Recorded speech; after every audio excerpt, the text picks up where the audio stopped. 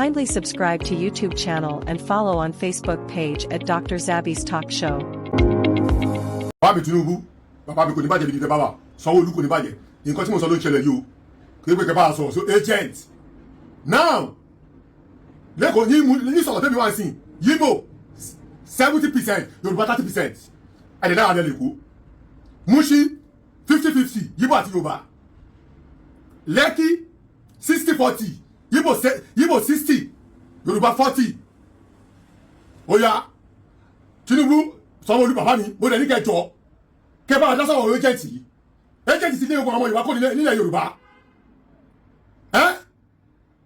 Tàbá fẹ́ gba lẹ́sìn tọ́ba daléwó tàbá fẹ́ tún lé gbàgbó wọn kọ́lé kan wọ́n tún wọ́n nínú bẹ́ẹ̀ tiẹ̀ tàbá fẹ́ gbalé wọ́n lè bá ní 2 million 1.5 million Yorùbá ò ní lè gbalé yẹn Yíbò ló máa kún bẹ́ẹ̀ Yíbò àgbà wọlé yẹn tán wọ́n wá ń lé àwọn Yorùbá wọ́n lé ọ sínú òsì Yorùbá àwọn ọmọ gbogbo sọ̀rọ̀ Yorùbá bẹ́ẹ̀ lọ́wọ́ sọ̀rọ̀ wọ́n ń kúrọ́ fún yín ni o ẹ̀wọ̀n nǹkan tó ṣẹlẹ̀ lọ́sọ̀dì lọ́sọ̀tì Yíbò lọ́ fún ní gbogbo Òṣòdì bàbá mi ṣé kí ni wọ́n ní àfẹ́tẹ̀ yín náà báyìí sí àti mi tó ti ṣẹ́ nílẹ̀ Yíbò tó fẹ́ ralẹ̀ wọ́n jẹ́ ó ralẹ̀ wọ́n lì sílẹ̀ fún ni wọ́n ní àfi tó bá fẹ́ ọmọ Yíbò àti mo lè lè fọ ọmọ Yíbò ní ohun nǹkan tó fún nílẹ̀ àti mo akọ́lé sẹ́kọ̀ọ́ ni wọn gbà láyè kó ṣe kí ni kókọ́lé sọ̀rọ̀ ara wọn talẹ̀ fún wọn lè ṣe fún ni. àá ti talẹ̀ pa tàbọ̀ ti talẹ̀ fún ọmọ Yíbò àti ọmọ àbúrò wa Yíbò ẹni wọn kò Yorùbá máa lè nítorí owó tàfẹ́ jẹ àǹtalẹ̀ fún Yorùbá àǹtalẹ̀ fún Yíbò àǹtalẹ̀ fún wọn. wọ́n tún bú yín na sell your father property na sell àná. wọ́n ò lè mọ̀rọ̀ sọ ẹ̀rẹ̀ náà lè kó bàbá Yíbò ti gbè kó tán o mo rántí bàbá ìsọyìn sí bàbá mi sọ pé nígbà tí Yíbò tó ìjà kan ṣẹlẹ̀ ní Nàìjíríà lẹ́kọ̀ọ́ tí àwọn Yíbò ló sálọ ọdún wọn fi kọ́kọ́rọ́ lé tọ́kọ́ wọn fílẹ̀ fún àwọn Yorùbá ìgbà tó wáyà tíjà ìdáná fún àwọn Yíbò padà àwọn ọmọ Yorùbá tó fún wọn kọ́kọ́rọ́ padà ilé yìí tí àwọn Yíbò lè ṣe bẹ́ẹ̀. ẹ jẹ́ ká pàtẹ́lẹ́tì pé wíyá àwọn àti ìjà tíráì bàbá Tinubu bẹ̀rẹ̀ sọ ṣé kí ni wà ní àfẹ́tì yìí náà sí bàbá Tinubu Sanwó-Olú báwo ló ṣe ní àfẹ́tì wa nígbà padà gidi sí táwọn Yíbò táwọn bá ti sọjú àwọn ìkọ́nà àwọn Yorùbá náà máa sọ pé nǹkan táwọn Yorùbá ló ń ṣe é tó fi win táwọn máa sọ sí ní táwọn máa sọ fún àwọn Yíbò àwọn Yorùbá tó ń gbà bọ̀dì wọ́n lọ máa sọ fún àwọn Yíbò òyà nǹkan tẹ́ máa ṣe ní tẹ́ bá fi win. mo sọ pé agent wọ́n ti bèkó jẹ́ wọ́n ti lé everybody go everybody lè sanwó lé mọ́. àdàní ara ní no man's land àwọn Yíbò yẹ kó no man's land bínú. bàbá Sanwó-Olú Tinubu ẹ ṣàánú wa ẹ bá àwọn agent yìí sọ̀rọ̀ gbogbo ìkọ̀tún ẹgbẹ́ ìkọ̀ọ̀kan àwọn Yíbò ló fún bẹ́ẹ̀ ìyànà pẹ́jọ ọmọ Yíbò ni àwọn ló ń gbọ́ ilé Yorùbá ló máa rò pé àwọn olè kò sí pítàbọ̀ ọmọ Yíbò lè torí bọ̀ Yorùbá ló máa bẹ̀rù ẹ̀yà wá wò sí ẹgbẹ́ kí ní ìmọ̀ bẹ́ẹ̀ àbẹ́ ti sìn mi ò fẹ́ sí gbígbóná lẹ́sọ̀rọ̀ bàbá mi Tinubu àti Sanwó-Olú ẹ bá wà nǹkan tí sáwọn ẹjẹ́ tì í owó tó ń gbà ti pọ̀ jù wọ́n gbà tó lálọ́dún lọ gbogbo àwọn Yorùbá tó ti kó tán ní Lagos State Ìbàdàn Ọ̀yọ́ Ọ̀ṣun lọ́kọ̀ọ́lọ́ Abẹ́òkúta nígbà tí ò sí lẹ́mọ̀ tẹ́ bá ní gbogbo ìṣẹ́rí ọmọ Yíbò gate ọmọ Yíbò báwo la ẹ ṣe nìkó sí ọmọ tàbí ọmọ títẹ̀ fẹ́ta Yíbò lè ta property fún Yorùbá Yíbò ẹgbẹ́ ìlú màtá fún ìbọn ìjọ Yorùbá fẹ́ wúrà àwọn agent yẹn wọ́n á ta fún Yorùbá àwọn àtà fún Yíbò tó tí Yorùbá bá fẹ́ ta lé tiwọn agent màtá fún àtà fún Yíbò bọ̀ Yíbò lè ẹgbẹ́ ta property fún Yorùbá rárá ilé ayé Yíbò ẹgbẹ́ ìlú màtá fún ó ti tán bàbá mi bí ó tún kú lẹ́kù ó lẹ́ sọ kí ni ẹ ṣe báwo lè ṣe ní àfẹ́tẹ̀ iná sí bàbá mi Tinubu Sanwó-Olú ẹ kàn gbọ́n nǹkan títí ní àwọn Yíbò ti fẹ́ gbé èkó tán ẹnu àìsí sí yìí ọlọ́pàá tó 2 years báyìí tí ó sọ tó sí kankan bàbá mi ẹjẹ́ sí ilé ìwọ̀n ní kò lẹ́kọ̀ọ́ tán ta ló lẹ́kọ̀ọ́ báyìí bàbá ọmọ Yíbò máa gbẹ̀kọ́ o àwọn ìbálẹ̀ náà máa ṣàbòsí fún wọn bó ṣe máa wí ìwà o ẹjẹ́ wọn kò sí àwọn ẹjẹ́ ti yo àwọn ẹjẹ́ ti bèèrè kọjá gan o kò sí ilé ìjọba pépà 2 million ládùúgbò wa ọmọ Yíbò gbà ọmọ Yíbò ló máa kún bẹ̀rẹ̀ wọn gbà láti gbà tán àdàlọ́ pé jẹ́ẹ̀tì nípa àwọn òṣìṣẹ́ àfẹ́sì nígbà tẹ́bà tí kò bá sọmọ ìbò tó fẹ́ dìbò bọ́ lóko tó wọ́n ti lọ ṣọ́bọ̀ máa tàbí àdìbò bíra ni ó bá tí mo bàbá ọdún tí mo fi nígbà kò máa lọ́wọ́ kí ló bá ẹjọ́ wá kọ́ sí kí níyò mo máa tí mo sọ o ṣùgbọ́n náà bí ká. mo kí gbogbo wa nílé lóko lẹ́yìn òdì mo kí wa pé àpò ọjọ́ ṣe rí mo kẹ́yìn ìyá mo kẹ́yìn bàbá mo kí ẹ̀gbọ́n mo kí àbúrò ẹbí ọmọ yẹn olólùfẹ́ yìí ayé ọpẹ́ yọ ṣíyọ lọ́dọ̀ títí yín náà ní agbára lọ́wọ́ Ọlọ́run ayé ọpẹ́ á máa yọ fún wa lórí ọmọ lórí ìdáwọ́lé wa ṣòwò rẹ̀ sọ pé kí ni ọ̀rọ̀ ńlá ni eléyìí ọ̀rọ̀ ńlá ṣe kí ni ọ̀rọ̀ ńlá ni ojú ṣùnùkùn òun la máa fi máa wò ó wípé kí la ti fẹ́ pe eléyìí sí orúkọ wo la fẹ́ fún ọmọ tá a bí yìí tàbí ọmọ tán bí yìí orúkọ wo la fẹ́ kán sọ tàbí orúkọ wo náà ti sọ gangan. Ọ̀rọ̀ náà wá di ó di ó tún wá di mi ò ní gbà wá lákòókò kó tó di wípé a lọ sí nǹkan tí Sowore sọ. Èmi ò mọ orúkọ tí màá pè but lẹ́yìn ìgbà tóun bá sọ tán màá lè béèrè lọ́wọ́ yín orúkọ wo lẹ lè pe ọmọ náà, orúkọ wo la lè sọ sínú ẹ̀. Bọ́ ká tó wá lọ ká kọ́kọ́ tiẹ̀ sọ̀rọ̀ nípa èyí tó ṣẹlẹ̀ tí gbogbo wa ti rí tí mo dẹ̀ ti ń sọ ó yẹ kẹ́ máa fura sí mi pé táyé ọ̀pẹ tó bá ń lu irin nǹkan tó bá mu tó bá ń lu irin lójú kan náà mo ní nǹkan tẹ́ mọ̀ mi ò mọ̀ nǹkan tí èmi náà mọ̀ ẹ̀yin náà ò mọ̀ alámáadé bẹ̀sẹ̀ bọ̀ àgọ́kọ̀ wo ni èmi ò mọ̀ bọ́ mo ń rí lọ́nkàn. Ọ̀nà yẹn dẹ̀ ni wípé àpọ̀ tó ká lọ́pọ̀ sí wá àpọ̀ rárá irọ́ ò dáa. Ẹ má dọ̀rọ̀ ẹsẹ̀ sí ọ̀rọ̀ ó tí o ìwọ tó bá fẹ́ràn ọ̀rọ̀ ẹ níbi tí ọ̀rọ̀ yìí dé ọ̀ni omówó wà ọ̀ni omóbì wà kò sí èèyàn kankan tó pé èèyàn kan yìí pé ká lọ lójú bọ̀ wá bá mi ó tí o because tí a bá kọ́kọ́ ní ìtúsílẹ̀ yẹn nǹkan tí àwọn pípù yẹn gangan tán fi ń jẹ́ bàbá ìyá ẹ̀gbọ́n àbúrò lé wa lórí nìyẹn. Nǹkan tó fà á nìyẹn tó fi jẹ́ wípé àwọn aṣíwájú àwọn olórí àwọn tó yẹ kó wà ńbẹ̀ gangan àwọn tó yẹ kó sọ̀rọ̀ sókè tán ní àwọn fẹ́ gbà wá sílẹ̀ tó yẹ kán lè máa sọ̀rọ̀ yẹn nǹkan tán fi mú wọn mọ́lẹ̀ nìyẹn. Kọ́rọ̀ mi má bàa pọ̀ jù ẹ jẹ́ ká gbọ́ ìṣítí tí brọ́dà wa yìí tó sọ òtútù mú mi omi lérò rò lé mi lójú wípé ọ̀rọ̀ rẹ rẹpẹtẹ. À defend ilẹ̀ wa torí àwọn generation tó ń bọ̀ if not tí èèyàn kan bá sọ pé kò lè kan òun pé torí pé òun ti lówó lóòótọ́ ó ti lówó ó máa lọ àmọ́ àwọn ọmọ tó bílẹ̀ máa jìyà o wọ́n máa ṣẹrú bó ṣe rí gẹ́lẹ́ nìyẹn.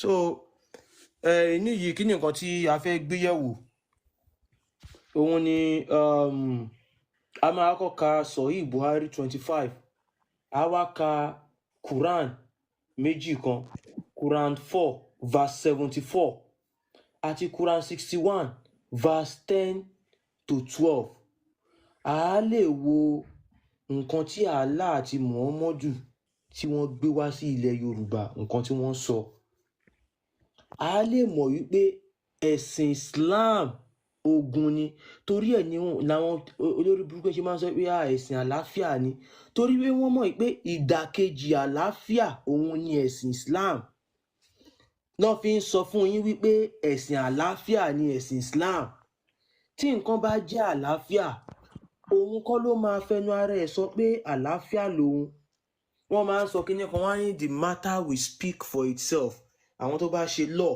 á ti mọ kíní ẹ̀ tó túmọ̀ sí pé o ní láti sọ wípé nǹkan báyìí ni mo jẹ́ àwọn èèyàn máa rí nǹkan yẹn lára ẹ̀. So Islam kò wà peaceful kò sí peace kankan bẹ́ẹ̀ ìdàkejì peace gangan ni Islam wàhálà ogun ìdààmú ni fìtínà òun ni Islam ìlú tán bá dẹ̀ ti gbé wọ̀ wọ́n fẹ́ lọ jẹbẹ̀rún ni tẹ́ bá wo àwọn tó tẹ́ bá wo flag Saudi ẹ̀ rí dà ń bẹ̀ ìdá yẹn ò sí ń bẹ̀ fún ṣeréṣeré o wọ́n fi ń pa anybody ni o pé anywhere tán bá ti gbé Allah Muhammadu wọ̀ wọ́n fẹ́ lọ jẹ wọ́n rùn ni wọ́n fẹ́ gbalẹ̀ yẹn gbogbo àwọn tó wà ń bẹ̀ yẹn wọ́n máa kọ́kọ́ máa pa yín díẹ̀ tẹ́ ẹ bá ti reduce to some extent wọ́n á force ẹ̀yin tó kù kẹ́ gba Islam tẹ́ ẹ bá ti gba Islam wọ́n á gbé ṣẹ̀ríà wá ẹ máa para yín díẹ̀díẹ̀ fúnra ara yín lẹ máa invite àwọn Saudi ṣe ra àwọn Saudi tó ń fọ́ǹdì àwọn àáfàá tó ń fún wọn lówó ẹ má rò pé wọ́n kàn ń fún wọn lówó kì í ṣe pé owó yẹn pọ̀ lọ́wọ́ wọn tó ń kàn fẹ́ máa waste o wọ́n ń gbin nǹkan yìí ni tó bá di àsìkò àti wá ká èso wọn máa wọlé wá wọ́n ra ń domi síwájú àwọn tó ń gba owó lẹ́ni àwọn máa rí ayé gbé lóòótọ́ lójú tiwọn àwọn ti ráyé gbé àmọ́ àwọn ọmọ wọn sì máa padà wá ṣerú àwọn ọmọ wọn máa padà pa àwọn ọmọ wọn nípakúpa ni bó ṣe rí gẹ́lẹ́ nìyẹn àwọn ọmọ àwọn tó ń gbowó lẹ́nì àwọn àáfàá tó ń ta àwọn ọmọ Yorùbá fún àwọn Saudi tó ń kó wa lẹ́rú táwọn ẹni yìí bá dé wọ́n máa pa ogbó wọn tọ́wọ́n bá wọn láyé wọ́n pa ogbó àwọn ọmọ wọn. So Islam wọ́n gbé wá láti wá fi gbalẹ̀ ni kò sí nǹkan méjì tí wọ́n gbé wá fún. So ó jẹ́ wá sílẹ̀ Yorùbá láti dàárín wa rú láti ti sọ wá di ẹni yẹpẹrẹ tá a bá ti da ogbó agbára tá a nínú wọ́n máa kápá wa wọ́n á kàn máa pa wá túẹ́ bí adìyẹ ni ààrẹ ní nǹkan kan tá a fẹ́ ṣe sí. So àkọ́kọ́ lọ wo Sọ̀hí Buhari 25 àwa lọ sí Quran 4 verse 74 káṣẹ̀ tí wá lọ sí Quran 61 verse 10 to 12 ká gbọ́ nǹkan tí Islam sọ nǹkan tí Allah àti Muhammadu sọ kẹ́ wá jẹ́ ká bira wa pé ǹjẹ́ Ọlọ́run tó dá wa Olódùmarè tó dá wa pẹ̀lú ìfẹ́ ǹjẹ́ ṣó lè dá wa tán kó tún wá fún wa ní irú nǹkan báyìí kó pè lẹ́yìn ẹ̀sìn. So yẹ kí n gbé Sọ̀hí Buhari 25 jáde ẹ má gbàgbé Allah ló rán mú ọmọ jù iṣẹ́ làwa fi ń sọ fún yín pé Allah yìí kò kí ń ṣe Ọlọ́run Olódùmarè tiwa torí pé there are better ways láti jẹ́ iṣẹ́ láti tọ́yàn sọ́nà Ọlọ́run Olódùmarè tó dá wa tó bá fẹ́ yẹ ká ṣe nǹkan kan tó fẹ́ fún wa ní nǹkan kan ṣé bóun ló dá wa á fún wa láì la ikú lọ. So ẹ ká wo nǹkan tí àdìtì yìí sọ. ms ẹ ka kínní yẹn látòkè ẹ mọ bí tí wọ́n kọ chapter 17 sí yẹn lókè lárúbáwá yẹn ẹ kà láti ibẹ̀ ẹ pé ibẹ̀ yẹn kó ti kọ́kọ́ ṣàlàyé ẹ kà látòkè yẹn máa ó ṣàlàyé nǹkan yẹn ẹ á ti yé àwọn yẹn tó bá kà bá yẹn ẹ kà láti ibẹ̀ báyẹn ẹ ṣe. So ẹ máa gbọ́ wọ́n ní this is chapter 17 this is Sọ̀hí Buhari 25 the statement of Allah jala jalala. ọ̀rọ̀ látẹnu Allah ṣìgìdì tó ń jẹ́ jala jala ìlú. ó ní but if they repent.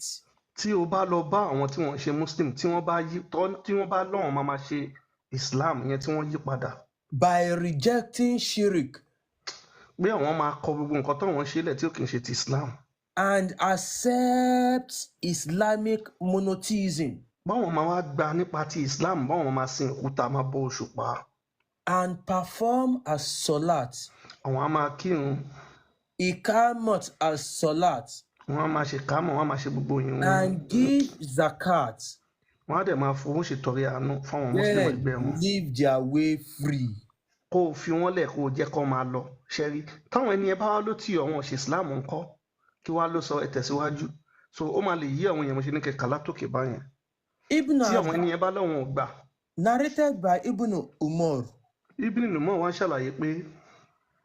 the messenger of Allah messenger said. Muhammadu jíṣẹ́ Allah sọ wípé. I have been ordered by Allah. tẹ bá wo ti òkè tí a kà yẹn ẹ máa wo síra wọn o ó ní Allah ti pa òun ní àṣẹ ẹ máa bá wa lọ. to fight against the people. kóun máa bá àwọn èèyàn jà. until they testify that none has the right to be worshipped but Allah.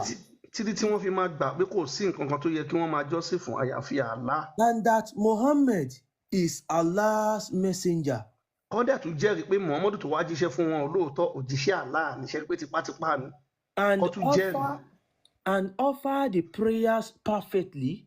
kí wọ́n dẹ̀ máa kírun wọn déédéé. and give obligatory charity.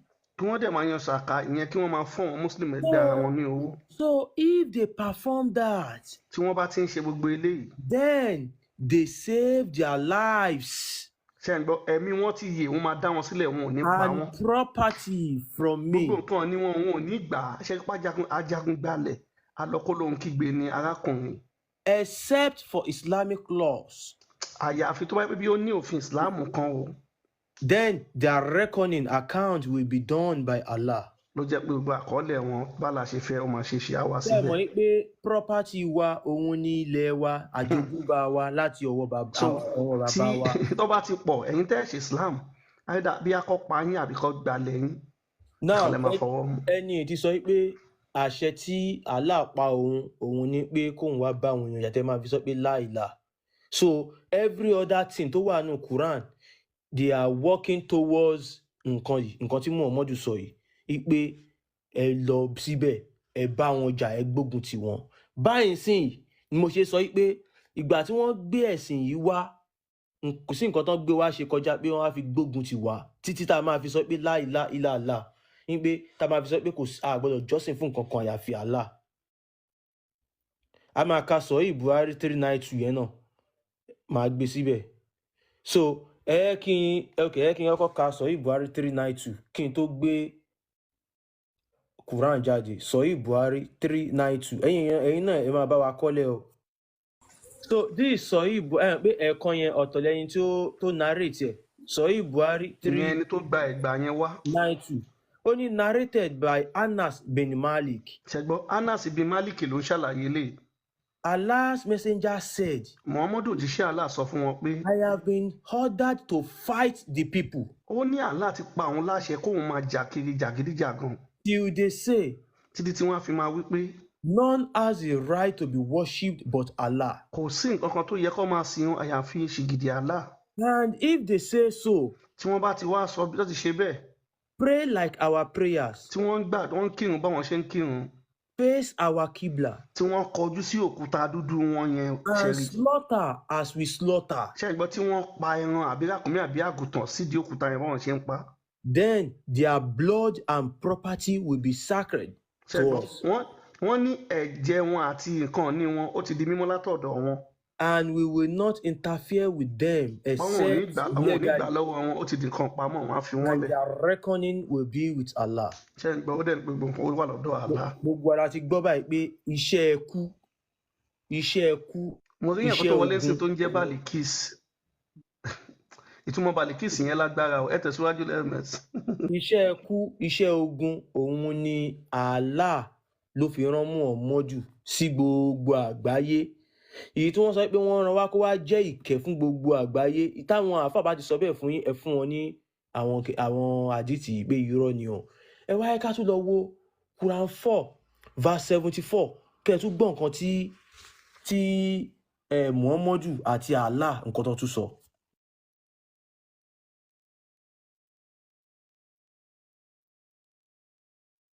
owó èkó ṣe miss pé Balikis ìbànújẹ́ ti wọlé nìyẹn. pé ìbànújẹ́ wọlé ìbànújẹ́ ló ń jẹ́ Balikis ọ̀nà máa yẹ káwọn àrí ìbànújẹ́. àwọn tó bá jẹ ẹni tó èèyàn kan wọlé ń sìn ẹni yẹn kọ sórúkọ ẹ Balikis Àríkẹ́ so bí mo rí kíní ẹ̀wọ̀n bí ẹni yìí kó lọ ṣe ń jẹ orúkọ ẹ o. ìbànújẹ́ Àríkẹ́. ẹni yẹn lọ ṣe ń jẹ orúkọ ẹ o láì. Olúwa o.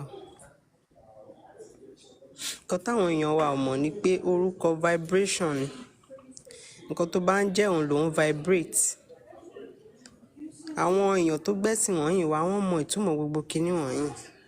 Your name, your language is a vibration. Now, this is Quran 4 verse 74. Kẹ́ ẹ gbọ́ advice àti ìmọ̀ràn nǹkan tí Allah àti Muhammadu tí ó ń sọ fún ẹ̀yin mùsùlùmí. Kẹ́ ẹ kàn lè mọ̀ wípé Allah yìí ṣẹ́ olórí burúkú ni. Kò kí ń ṣe Ọlọ́run Olódùmarè. Mo mọ̀ pé wọ́n máa ya ẹlòmíì lẹ́nu nígbà tó bá ń gbọ́ pé àwọn kan ń bú Allah. Bẹ́ẹ̀ ni Allah ò kí ń ṣe Ọlọ́run torí pé Ọlọ́run Olódùmarè ò lè sọ àwọn ọ̀rọ̀ yìí. Èèyàn ìwọ gan fún ara ẹ ó dá àwọn èèyàn ó dá nǹkan ó create wọn pé kán lọ enjoy ara wọn. Wàá máa sọ fún wọn pé kán tún máa gbógun tira wọn pé kán máa jà. Ó jẹ́ sọ pé o ní ìkápá ó sọ pé ẹ máa gbọ́ àwọn wèrè yìí wọ́n sọ pé Allah ó ní kún fáyà kún un. Wọ́n ní tó bá fẹ́ wí bẹ́ẹ̀ jẹ́ bẹ́ẹ̀ Allah ló ní kẹ́ lè mọ̀ pé rọ́ lásán ni. Torí ẹ̀ mo yẹ sọ pé Muhammadu gangan ni Allah.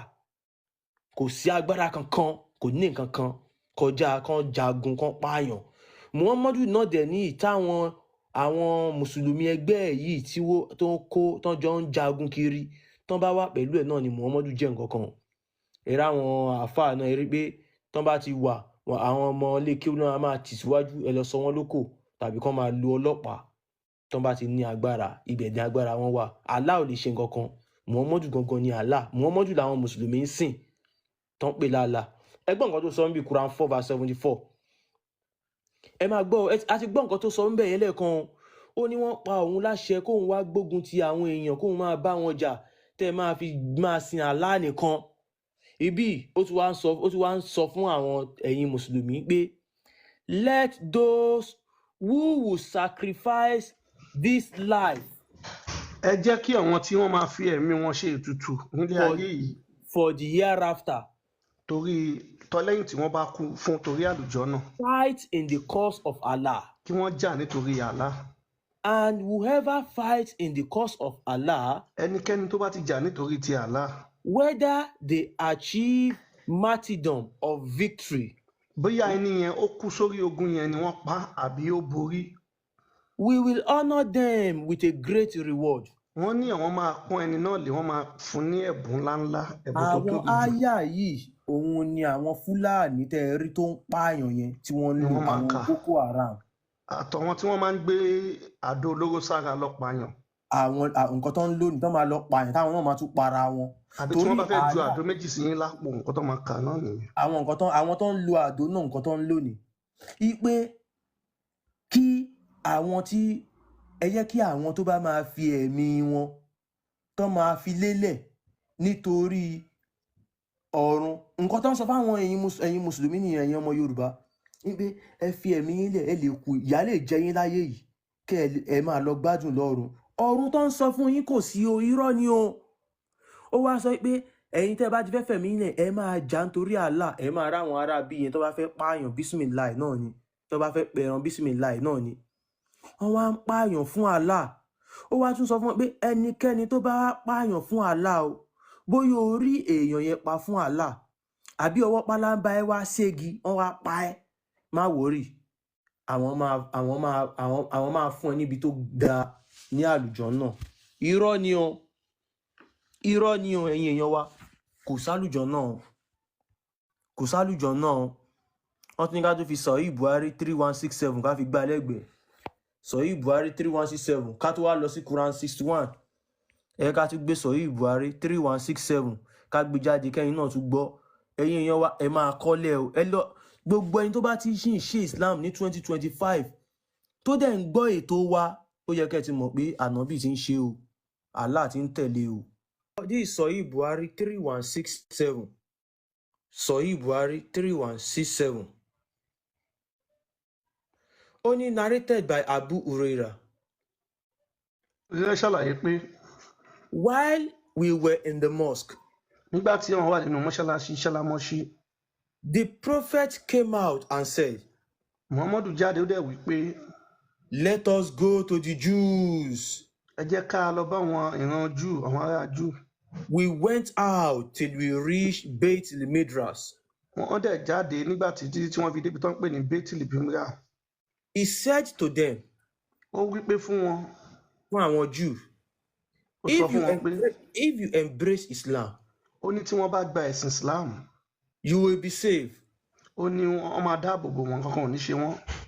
You should know that the heart belongs to Allah Ó ní ó yẹ kí wọ́n ti mọ̀ pé Allah ló nílé ayé yìí o, and his apostle. Ṣé ń gbọ́? pẹ̀lú òun Muhammadu làwọn jọ ní òun àtàlá. And I want to expel you from this land. Muhammadu lóun fẹ́ lé wọn kúrò lórí ilẹ̀ wọn, àwọn ẹni ẹlẹ́ni. So if anyone amongst you owns some property, Muhammadu ní tí ẹnikẹ́ni nínú yín tó bá ní nǹkan ọ̀ní ó bí ogún, bí he ilé is gbogbo permitted ẹ̀rọ to àfúnmi sell ní it. màálù ni. Ó ní àyè wà fún láti lọ tà á o. Otherwise, you should know that the heart belongs to Allah and his apostle. Ó ní bẹ́ẹ̀, ó ní kọ́ lọ mọ̀ pé Allah àti òun àtàlá làwọn jọ ní o. Kẹ́ ẹ lè mọ̀ pé ní ibi ìsìn, Muhammadu ó fẹ́ gba, ó lọ gbá Ilẹ̀ wọn onílẹ̀ agẹṣinkólé. ó lọ gbalẹ̀ wọn, ó sọ pé Allah òun àtà. Allah tó dẹ̀ sọ ìṣigidi ní, Allah ò lè sọ̀rọ̀. Ó forúkọ aláàjálè ni ó lè ní. Bẹ́ẹ̀ni, Allah ò lè sọ̀rọ̀. So, Your Excellency, the President of my country, Aṣíwájú Bola Ahmed Tinubu, sir, I am calling you to use your office to do what nobody has been able to do since 1904. Have the courage to ask Nigerians to decide their own future. 3 years ago, while we were suffering in Nigeria, the former president, Buhari, was constructing a road that will link the Hausa people with the Niger. 3 years ago, while we were suffering from bad roads and bad rails, the federal government of Nigeria used Nigerians' money to create and construct a railway that leads to Niger. Yesterday, the Niger government dumped French as their national language in favor of Hausa. The Hausa people and the Fulani people are coming together. And Nigeria is an obstacle to that unity. The government should be able to make up its mind and let us decide on our own future. Should Nigeria continue to be together? Many black Americans are coming back home now. They want to come back to Africa because of the far-right government of His Royal Majesty, Al Capone Trump. But they cannot come to Yoruba land, even though the 75% of them that were there are from Yoruba land. They cannot come to Yoruba land because of the so-called indivisible Nigeria. Forcing different tribe, forcing different ethnicity, forcing different people together under the name of Nigeria. The Northerners are trying to build their own people, build their own nation with the Niger. The Cameroonians are doing their own with some part of Igbo land. We have nothing in common with these people with murderous intention in the name of religion. In the last 1 month alone, over 35 people have been slaughtered needlessly in Ondo State by the Fulanis. I know when we say the Fulanis, the president will say, did you see Fulanis there? The same thing you said when my cousin, Fashion's daughter, was killed. And eventually when the criminals were apprehended and found to be Fulanis, you did not come back to withdraw your statement your statement of defense of the Fulanis. We cannot continue to live in a situation whereby we feel like we are being forced together. We cannot continue to live in a country whereby some people will be killing us and we will just be looking like Mugu. The Nigerian entity is like a curse on the Yoruba people. You know, we don't like violence. We don't like Gbudo. But when that Oro and Gbudo is being undermined in the name of religion by these northern non-entities, not all of them, the religious non-entity among them, very few, but very powerful in their statement of Islamizing Nigeria by all costs. This is why I'm saying, Your Excellency, please, give us the chance to decide the future of Nigeria by ourselves. The Fulanis, the Hausas, they are doing great by trying to march together. There is no reason why we should continue with Abdul Salam and the northern constitution imposed on us that Nigeria is indivisible. Why is it not divisible? Is it our own choice? You will say Nigeria is indivisible if it is the choice of the people. Anybody that says Nigeria is indivisible is actually continuously promoting the colonial presentation of Nigeria. They are promoting it. The colonials don't want Nigeria to work, because if Nigeria work as a beacon of the biggest country in Africa, it will make all African people come back and know that we are not under the attack of God. But these people will not let us work, and they are working with the very few minute people enjoying the bread of Nigeria. Let us go. Mr. Tinubu, please let my people go. We are fed up of these unnecessary killings. It is so in those states, the killing ground. Nowhere in Yoruba land is safe. Mo tún ti gbọ́ gan pé they are already in Igbo land now. And the Obas in Yoruba land, because àwọn fìdí ẹ ló wà ń bẹ̀, they are afraid to stand up for their own people, because àwọn olóòrùn yẹn, àwọn baálẹ̀ oníranù tó ń gbowó lọ́wọ́ Fúlàní. But we can deal with those people if we are in Nigeria of our choice. This Nigeria is a Nigeria by force. And people are being forced to die in silence. Allow us to decide the future of our country by ourselves, Your Excellency. We're not good together. But if you refuse to, this is one thing I can assure the Fulanis and the Hausas and all the Malay in Yoruba land that are trying to Islamize us. There will be retaliation. If they kill us now, we will be retaliating. What happened in Ife, you remember? What happened in Sagamu, you remember? It doesn't take us long to stand up and act. If we know we are becoming defenseless by the people who should be defending us.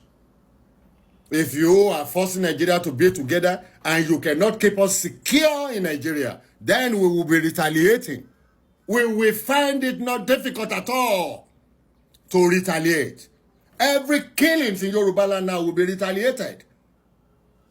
It will be retaliated. Power because of the name of Nigeria. Three headless body dump in Ondo State. Yesterday, 3 bodies were brought from the farm. 20 were killed within the last 1 month. Kilo day. If we cannot be together in peace, then we should allow us to separate in peace. Because if you don't allow that, it will lead Nigerians to start fighting each other. Because the more these people kill us, the more you are putting pressure on us to retaliate. And we will be retaliating if the government is not doing its job. Elaboru, elaboye boshishe. Ìyẹn kan lọ́hùn kan, èyí tó ṣẹlẹ̀ níjẹ̀bú Òde.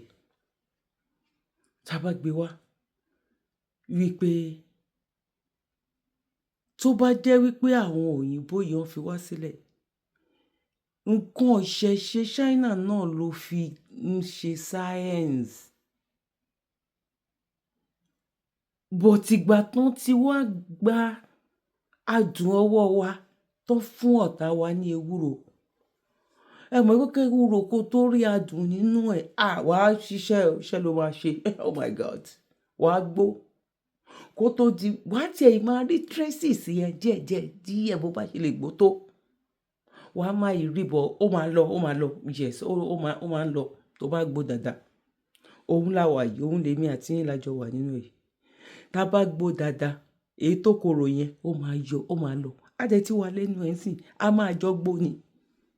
Èmi àti yín gbogbo wa máa jọ gbó ni. Ẹ má wo eléyìí ti kọjá wípé ọ̀rọ̀ wípé wọ́n fẹ́ pa gbogbo everybody, wọ́n fẹ́ gba ilẹ̀ ni. Fídíò kan tí màá gbé wá sìn, ẹ fara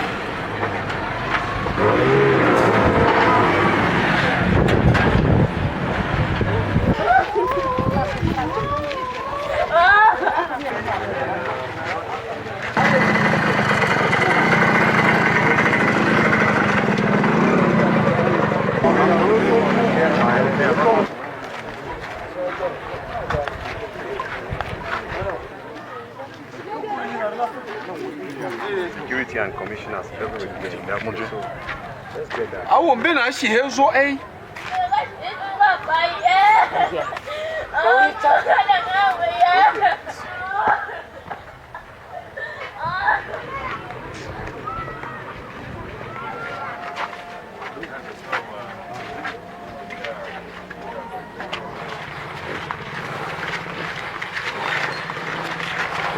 Over.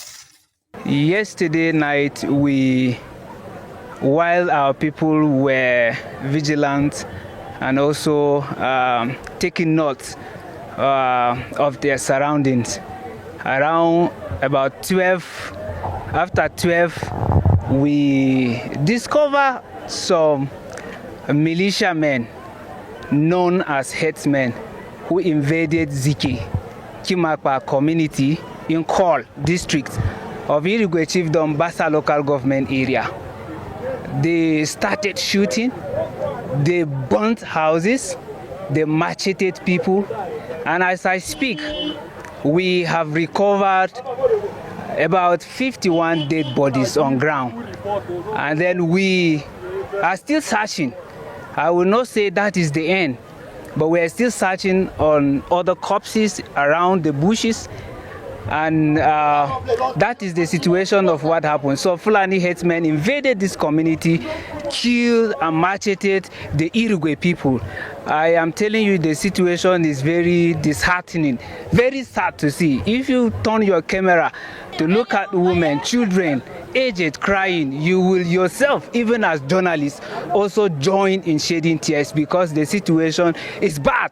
To say a single attack, over 50 people have been killed, honestly speaking, is one of the kind that we have never had in this nation. Honestly, as a nation, we are sad by this event, and honestly, something needs to be done to put a halt to this. Fulani people have been killing us in this our community, and several times they will come and attack us.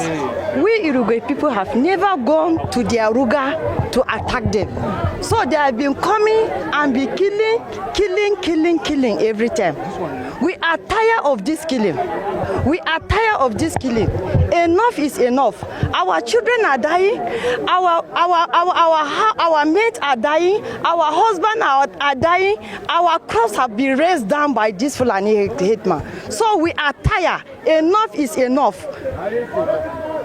From last year, if I will give you the account of women that lost their husband, we have about 570 something women that Fulani people killed their husband.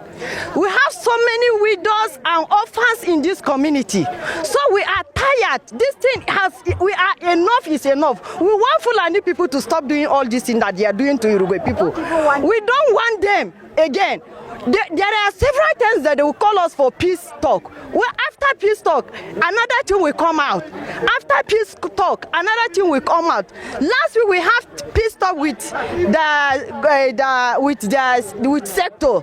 We talk about this peace something, but see what happened yesterday again. We lost so many people that we have never account of them. We have never seen some of our people again. We have passed several motions. We have called on the state government to these ugly incidents.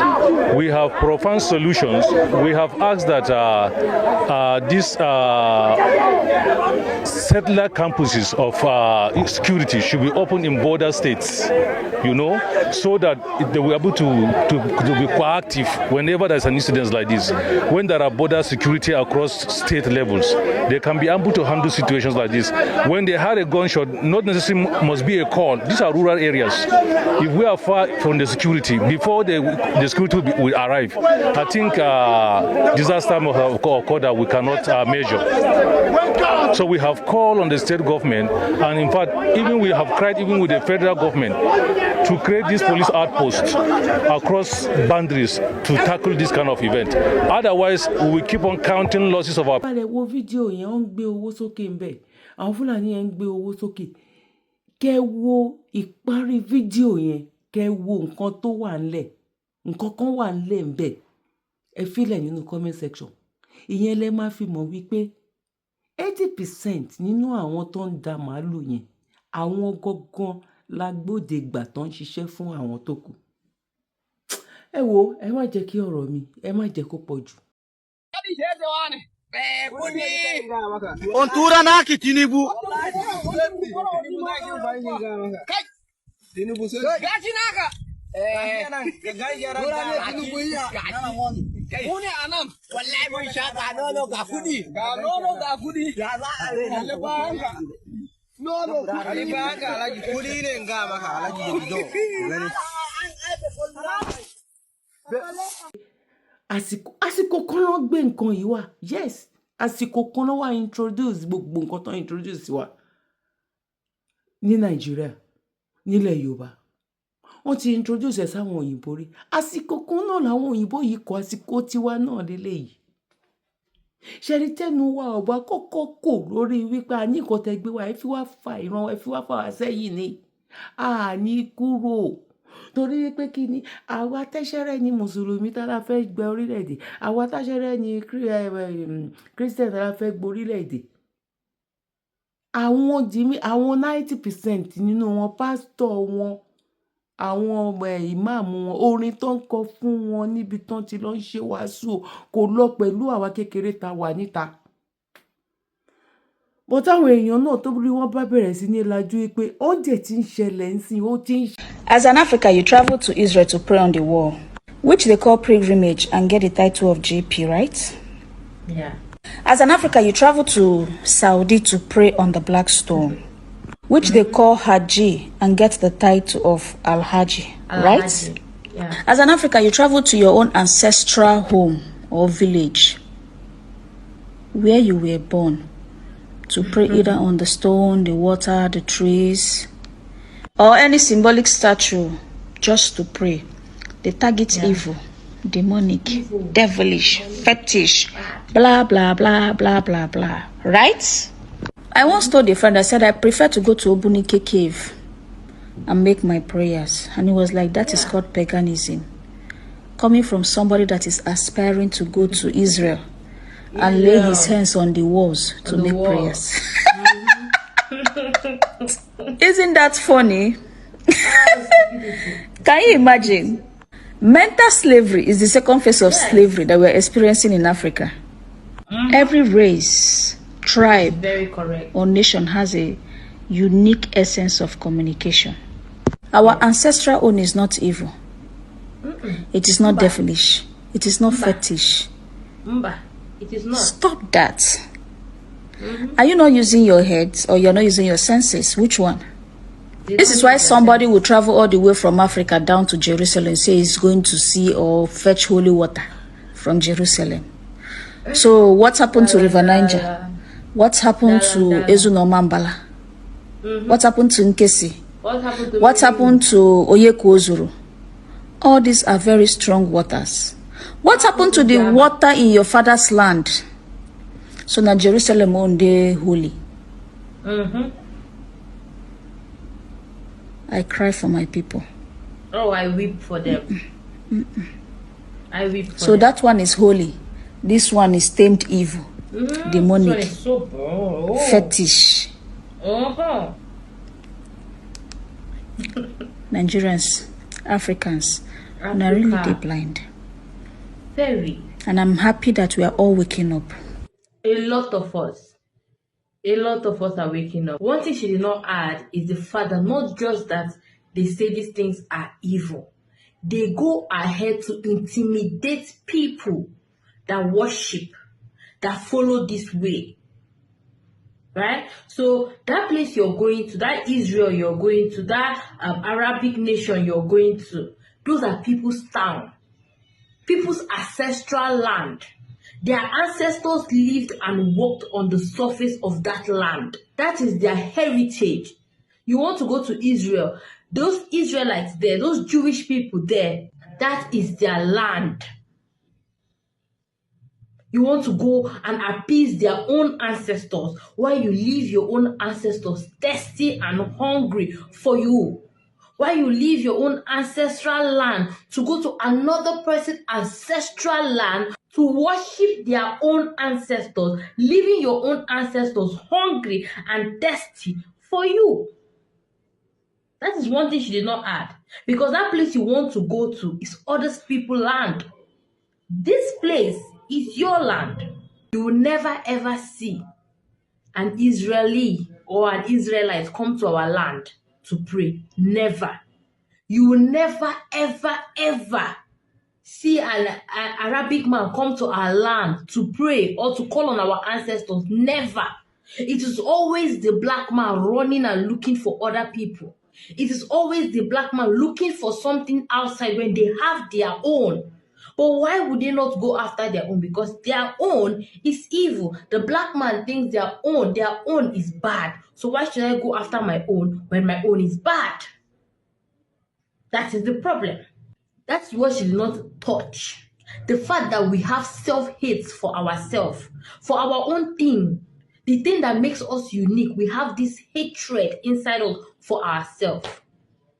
That is the problem. So you want to go to Israel? You can go to Israel. But remember, there is water in your father's backyard. There is land in your father's backyard. There is a place for you to make your own sanctuary, your own shrine in your father's backyard. You can do it there. That thing you're looking for in Sokoto is inside your Shokoto. Senseless Africans. That's what I call those people. Senseless Africans. You don't know what you have. That is why you're going outside to look for what others have. Senseless Africans. Ṣẹlẹ̀ ó ti ń ṣe kí ni ó ti ń ṣẹlẹ̀ ìyá mi bá mi gbọ́n mi àtàbúrò mi ó ti ń ṣẹlẹ̀ àníkan tẹ tí mo rí ẹ̀ rí nǹkan tẹ̀yìn náà rí èmi náà rí ó ti ń ṣẹlẹ̀. ẹ̀yin ìyá yìí bàbá ẹ̀gbọ́n àti àbúrò èmi ọmọ yẹn olólùfẹ́ yẹn ayé ọpẹ́ yọ ojú wo lẹ fi wò ó báwo lẹ ṣe rí sí ẹ bá wa pín ètò yìí ẹ bá wa share ẹ bá wa fi comment tí yín náà sílẹ̀ ibi báyìí la máa dúró sí lọ́jọ́ títí òní.